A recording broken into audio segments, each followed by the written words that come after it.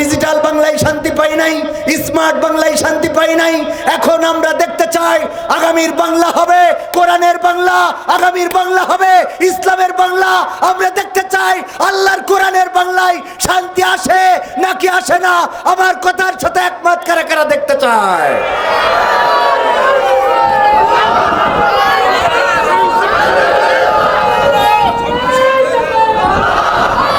সমাধান খুঁজে খুঁজে ক্লান্ত হয়েছে যারা, সমাধান যদি পেতে চাও সব পথে গিয়ে ভুলে কোরআন দেখো খুলে, সমাধান যদি নিতে চাও। সমস্যা যত সব দূর করে দিবে রব, সমস্যা যত সব দূর করে দিবে রব, যদি তুমি যাও সে যাও। সমাধান সমাধান খুঁজে খুঁজে ক্লান্ত হয়েছে যারা, সমাধান যদি পেতে চাও সব পথে গিয়ে ভুলে কোরআন দেখো খুলে, সমাধান যদি নিতে চাও। কোরআন ধরি না বলে, কোরআন পড়ি না বলে চারিদিকে হই লাঞ্ছিত, কোরআন জানি না বলে, কোরআন মানি না বলে সব অধিকার বঞ্চিত। কোরআন ধরি না বলে, কোরআন পড়ি না বলে চারিদিকে হই লাঞ্ছিত, কোরআন জানি না বলে, কোরআন মানি না বলে সব অধিকার বঞ্চিত। মরিচিকার পিছে না ঘুরে মিছে মিছে, মরিচিকার পিছে না ঘুরে মিছে মিছে, কোরআনটা খুলে দেখে নাও। সমাধান সমাধান খুঁজে খুঁজে ক্লান্ত হয়েছো যারা, সমাধান যদি পেতে চাও সব পথে গিয়ে ভুলে কোরআন দেখো খুলে, সমাধান যদি নিতে চাও। কোরআনেই খুঁজে পাবে সংসার নীতি, আর কি হবে রাষ্ট্রের নীতি। কোরআনের আইন চললে দেশে দূর হবে সব দুর্নীতি।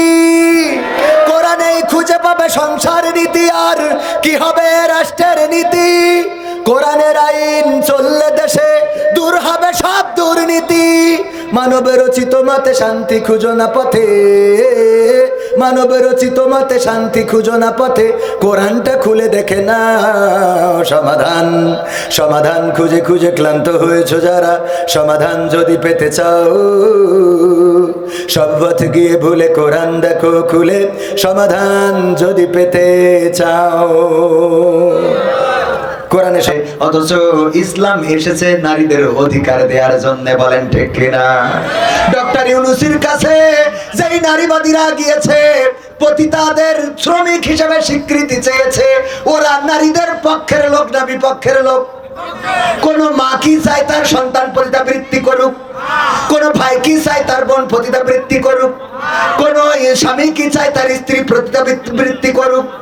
কোন পৃথিবীর যাদের আকল আছে, জ্ঞান আছে, বুদ্ধি আছে, মেধা আছে, কোন একজন মানুষ কি দেখাতে পারবেন যে সে তার সন্তান, তার বোন, তার মা, তার খালা, তার ফুফু পতিতা হোক, পতিতালয়ে থাকুক? এটা কেউ কি চায়? এটা যারা চায় ওরা মানুষ না অমানুষ? মানুষ না কুত্তা? কুত্তা না শুয়োর?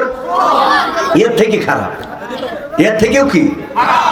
একটা কবুতরেরও জোড়া থাকে, একটা শিয়ালেরও জোড়া থাকে, একটা কুকুরও চায় না সে যাকে ব্যবহার করবে অন্যরা ব্যবহার করুক। কথা কয় না? চায়। যেই নারীরা চাচ্ছে নারীরা যাবে পণ্য হিসাবে, ইসলাম দিল সম্মান, নারীরা কেমন করে থাকবে, নারীরা কি কাপড় পরবে, নারীদের কি খাওয়াতে হবে, নারীদের সাথে কেমন আচরণ করতে হবে। আল্লাহর নবী সাল্লাল্লাহু আলাইহি সাল্লাম এই দুনিয়ায় যখন এলেন, নারীদের কোনো সম্মান ছিল না, ইজ্জত ছিল না। কন্যা সন্তান জন্মগ্রহণ করলে পা ধরে আছাড় দিয়ে মেরে ফেলা হতো, কন্যা সন্তান জন্মগ্রহণ করলে গলা টিপে ধরতো, কন্যা সন্তান জন্মগ্রহণ করলে জীবন্ত কবর দিত। সেই সময় বিশ্ব নবী সাল্লাল্লাহু আলাইহি সাল্লাম আসলেন আর নারীদের সম্মান দিলেন, এতটাই সম্মান দিলেন। আল্লাহর নবী বললেন, ওগো পুরুষেরা শুনে নাও, তোমাদের মায়ের পায়ের নিচে তোমাদের জান্নাত। মায়ের পায়ের নিচে কি? শুধু এটাই শেষ করেন নাই, বিশ্ব নবী সাল্লাল্লাহু আলাইহি সাল্লাম বললেন, ওগো পৃথিবীবাসী শুনে নাও, যদি কারো দুইটা কন্যা সন্তান আল্লাহ দান করেন, আর সেই দুইটা কন্যা সন্তান যদি নেক ভাবে গড়ে তোলে, নেক ভাবে গড়ে তুলে সৎ পাত্রস্থ করে, ভালো জায়গায় উত্তম জায়গায় বিবাহের ব্যবস্থা করে, ওই দুই কন্যা সন্তানের পিতা আর আমি নবী সাল্লাল্লাহু আলাইহি সাল্লাম আঙুল দুইটা একসাথে করে দেখিয়েছেন, এইভাবে একত্রে জান্নাতে বসবাস করব। সুবহানাল্লাহ বলা যাবে না? ইসলাম এতটাই সম্মান দিলেন নারীদেরকে। দাহিয়াতুল কালবির ঘটনা আপনারা জানেন। দাহিয়াতুল কালবি রাদিয়াল্লাহু তাআলা আনহু এসে কান্না করছেন। আল্লাহ রাসূল সাল্লাল্লাহু আলাইহি সাল্লাম বললেন, দাহিয়াতুল কালবি কাঁদো কেন? বলল, গো বিশ্ব নবী, কেন কান্না করব না? আমার জীবনের গুনাহগুলো কি মাফ হয়ে গেছে নাকি?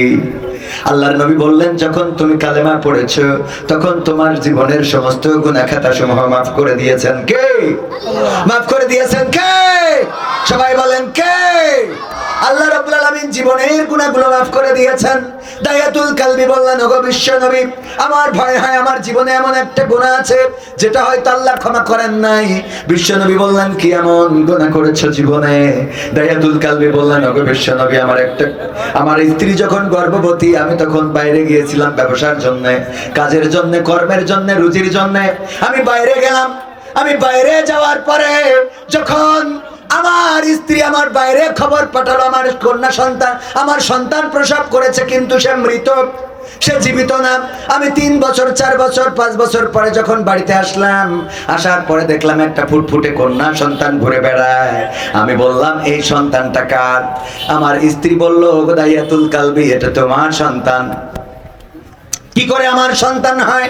আমার সন্তান তো গর্ভে থাকাকালীন তুমি বলেছিলে মৃত সন্তান প্রসব করেছো। স্ত্রী বলল, ওগো স্বামী, আমি জানি তুমি কন্যা সন্তান হলে আমাকে মেরে ফেলার নির্দেশ দিবা। এত সুন্দর একটা বাচ্চারে কেমনে মারবো? দেখো কত সুন্দরী আমি নাম রেখেছি, জামিলা সুন্দরী। এই সুন্দরীরে তুমি এখন মারতে পারবা না। আমার ধারণা হলো ক্যামেরা লাগানো যাবে না। আমার অজনীতি হলে আমার ওয়াজের আগে শুরুতে আসতে হবে।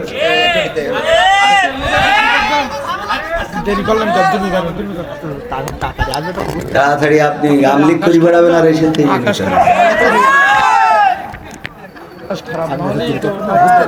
ওয়াজের মধ্যে আপনি লাইনে উঠে গেলে আবার বেলাইন নিয়ে যায় না।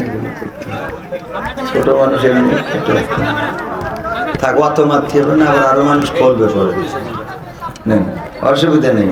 ভাইদের কি করবো, মায়াও লাগে, রাগও হয়। আমার ইউটিউবার ভাইরা অনেকেই আছেন এখানে, যারা যে বক্তার আলোচনা নেবেন মাথায় রাখবেন উনি উঠার আগে আসবেন। এটা হইলে আমি তো আর অত ভাইরাল কেউ না, আমারটা না নিলেও আপনাদের অসুবিধা নেই, ঠিক না? কিন্তু যার নেবেন তার যদি আমারটাই নিতে চান তাহলে আমার উঠার আগে আসতে হবে, এটুকু একটু করবেন, আল্লাহ তৌফিক দিন। বলেন আমি কিন্তু আবার 2-1 3-4 জায়গায় ভাড়া খাটে, মানে এক জায়গাতে মেরিয়া বাড়িতে না, এইখান থেকে মেরিয়া ভাড়া রাখবে। হ্যাঁ ভাই কালকে গেছিলেন না? ভাই কালকে সাতক্ষীরা সদরে মেরিয়া বাদ দিয়ে পাঠাই গেছে। আলহামদুলিল্লাহ বলেন আলহামদুলিল্লাহ। দাহিয়াতুল কালবি বলেন, ওগো স্ত্রী, তুমি আমার কন্যা সন্তানকে কেন বাঁচিয়ে রেখেছো? বলল, দেখো কত সুন্দরী, আমি নাম রেখেছি জামিলা। এত সুন্দরী কন্যাকে কেমন করে হত্যা করব? এখন তো বড় হয়ে গিয়েছে, আমার বিশ্বাস তুমি তারে হত্যা করতে পারবা না। আল্লাহর নবীকে দাহিয়াতুল কালবি বললেন, ওগো বিশ্ব নবী, আমি যখন রাত্রে ঘুমালাম, রাত্রে যখন বেডে শুইলাম, আমার ওই কন্যা সন্তানটা একবার আম্মু বলে ওর মায়ের গলা জড়িয়ে ধরে, একবার আব্বু আব্বু বলে আমার গলা জড়িয়ে ধরে। আমি রাত্রে চিন্তা করলাম, এই কন্যা সন্তানকে যদি বাঁচিয়ে রাখি, মানুষেরা আমারে বলবে ও কন্যা সন্তানের বাবা। আমি যখন রাস্তায় চলবো বলবে